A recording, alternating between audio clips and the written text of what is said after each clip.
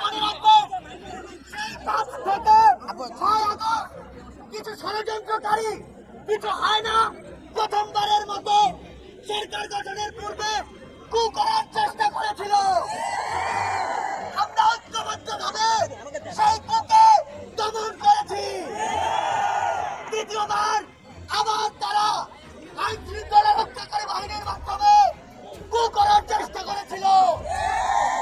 আমরা ছাত্র নাগরিক সেই কুকে দমন করেছি।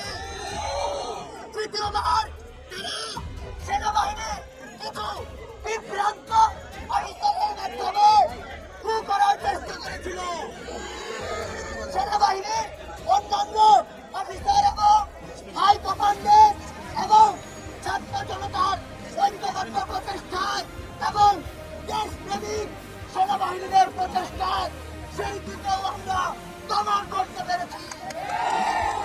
সর্বশেষ গতকালকে বিচার বিভাগীয় করার চেষ্টা করা হয়েছিল, কিন্তু গত পরশু এবং কাল 2 দিন আপনাদের অত্যন্ত পরিশ্রমে সেই ব্যর্থ হয়।